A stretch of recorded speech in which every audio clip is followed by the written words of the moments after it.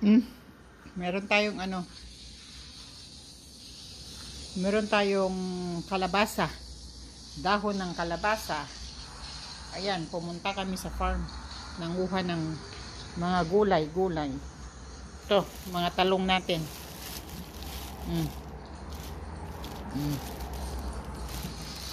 Talong, pang pakbet at saka tuno, sili.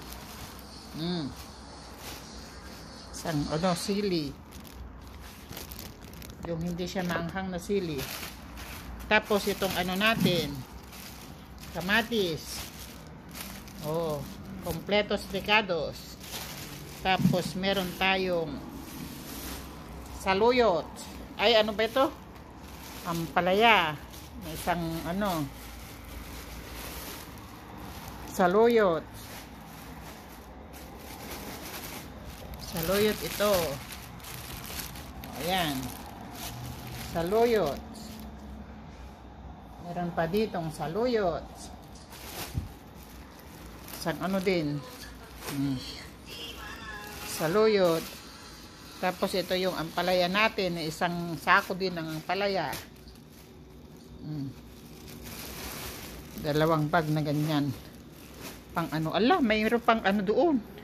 Ang daming mga bubuyog. Yung B. Yan ampalaya. Na na. I-blanch namin ito. Okay, ihugasan tapos ipahang to dry, yung parang ma-wilt lang. And then i-freezer namin. Yan. Daming mga gulay. Tapos itong natin. Meron din tayo ditong ampalaya na bunga, pang pakbet. Ayan. Sarap-sarap, di ba? Mga Ilocano. Nakatulad kong kimalding. Yan ang mga pagkain na hindi ko aatrasan. Talagang gulay is life. Kay Ate Beth Kitchen. Gulay is life. Yan, saluyot. Tapos talong. Tapos kamatis. Tapos sili. Tapos ampalaya. Tapos ayan, isahog natin sa dinengdeng or bunggo. Ayan. Dami, saluyot ay ampalaya ang marami kami. Yan pa ampalaya din yan. Saluyot din yan. Ampalaya ang dinamihan namin dahil i-freezer namin para sa winter. Kulang pa ito. Kukuha pa kami ng minsan pa kaming kukuha para marami ang mailagay sa freezer. Kasi ginagawa ko ganito ang pagkagawa ko. Hinuhugasan ko siya muna, tapos ihang ko lang, lagay ko lang diyan sa bilao ko.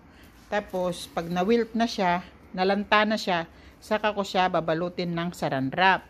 Magiging ganito ang balot. Ganyan ang balot. Ito na yan, freezer na yan. Naka-freezer na yan. Naka-freezer na yan. Pagka gusto naming mag-ulam or maglagay ng mga pagka may magtinola kami or magdinengdeng or magmunggo, ilagay na lang namin. Ready to na yan. Ilagay mo na lang siya sa kawali kaagad. Ayan. Ganyan ang ginagawa namin sa ampalaya. Kaya kahit marami kaming makuha, pag summer, meron kaming gulay pag winter. Yun, naghahanda kami para sa winter. Pagkatapos ng mga gulay-gulay, saka kami pupunta sa farm na kukuha ng mga manok, baka, baboy, mga ganon.